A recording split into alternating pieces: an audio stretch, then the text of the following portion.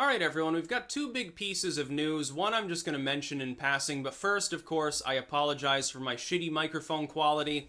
Glitch City, I don't know how to fix it. I've tried reinstalling everything several times. I've tried all sorts of different setups and configurations and everything. Fuck it. So I'm gonna have to deal with it for the meantime. I'm gonna try later, but fuck it. First is the Kavanaugh stuff. I'm not really gonna talk about that. Kavanaugh will be voted on Monday. The accuser's deadline has passed. Bye-bye. Your accusation has no weight. It's obviously not true. You're not willing to testify under oath. There's a reason for that. Fuck The Atlantic when it has that stupid hit piece talking about how Kavanaugh has to prove himself innocent. That's exactly the opposite of how our legal system works. So whether he's confirmed or not, there will be a vote on Monday. At this point, it doesn't even matter, although it's possible that if a Republican defects, it would be party suicide. They'd literally have to then join the Democratic Party or something.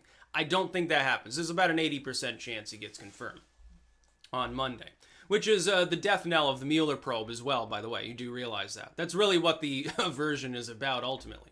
We got to talk about Rosenstein, though, and this actually feeds into the Kavanaugh thing, because it looks like Rosenstein may end up being actually fired, which is something I would have thought the chance was remote.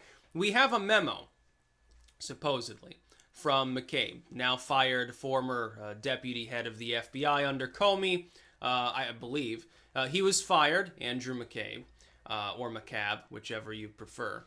And apparently he wrote up a memo and he's like, oh yeah, Rosenstein was talking about invoking the 25th Amendment, impeaching and removing Trump from office, which is like, you shouldn't really be doing that.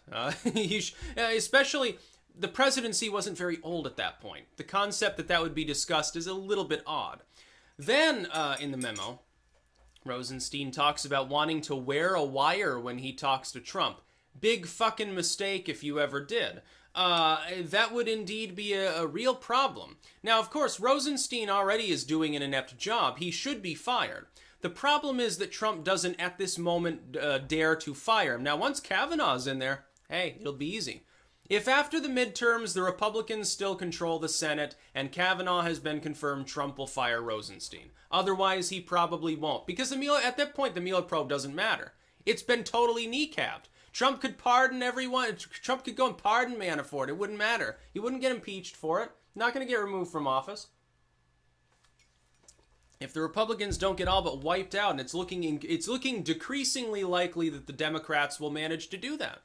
Look, in the last 72 hours, things went from very bad for the Republicans to starting to look up and up. You've got a major scandal with regards to Feinstein and the letter there, with regards to the accuser of Kavanaugh. You've got the very real likelihood at this point Kavanaugh ends up getting confirmed, which is going to take some stress off of the Republican lay people. You've got all these things happening.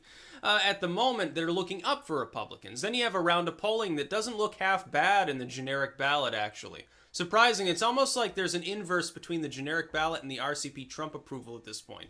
Really weird dynamic. Might have to figure that in through October, continuing to talk about the election.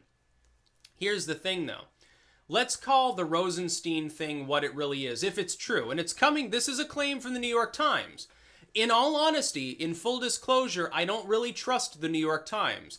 But McCabe hasn't so far come out and said, no, I didn't write that in a memo, that's bullshit. So, even if the New York Times is fake news, they still do occasionally report on something factually. It's just not very common. This could be one of the times where they got such a juicy story that even if it's bad for the Democrats, they had no choice but to release it because they're like, well, if we don't, trust us, our anonymous source will go to someone else and eventually someone will. We want to be the ones to break this because it means money. It means fucking millions of dollars in ads because everyone's referring to their article. You know how many millions or tens of millions of people poured onto NewYorkTimes.com in order to read the fucking story? Or onto any of their other presences? As well as their Twitter and their pundits' Twitters, and everyone was talking about them, and the New York Times gets to be its own front page news for breaking the story. People were saying, well, this was leaked by Trump. Trump is the anonymous source. Yes, Trump called up the New York Times. They didn't realize it was him. Yeah, totally believable. I don't necessarily believe the New York Times often, but here's the thing with regards to fake news firms, corporate media. There are two reasons to consider something fake news. Number one is if you can objectively determine it's fake. For instance, when CNN came out on TV and said, well, it's illegal for you to go to WikiLeaks and read things. Just let us analyze it. That is a lie. It is objectively untrue. It is objectively fake news. That's fake news. Then you have something where a reasonable person would construe it as being, they would be highly skeptical of it. It's possible that it's true, but it doesn't make a whole lot of sense. That is, it's a nonsensical, possibly true claim. That happens even more often. Then you have like lie by structure and some of the other propagandist elements. So you can have a true story that's technically fake news because of the way it's structured.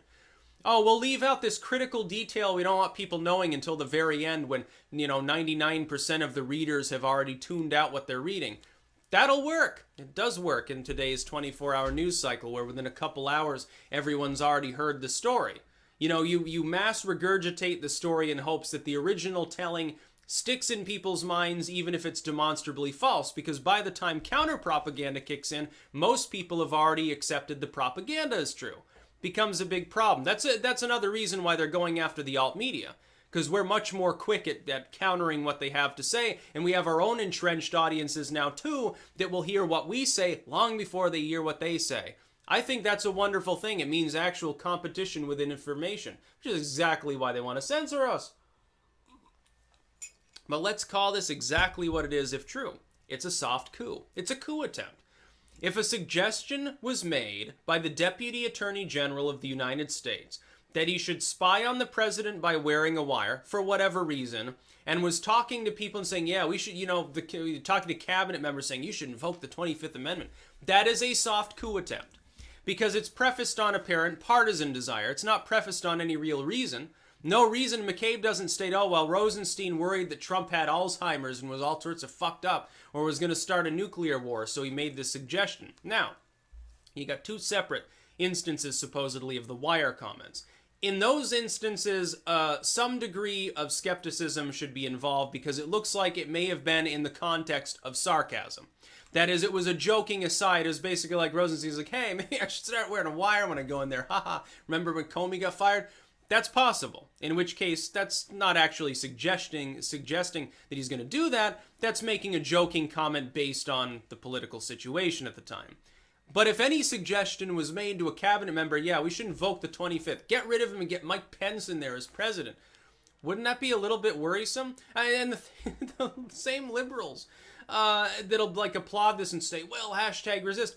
False pragmatism. Even if you think that Trump is a scumbag, this is not the way to go around attempting to get rid of a presidency. Go through normal, mundane procedures or just resist on the ground and vote in a bunch of Democrats or something like that. Asking some entrenched intel agent deep state members to do it for you is so fantastically scary. It's literally, it would be a behind-the-scenes oligarchy controlling our political process.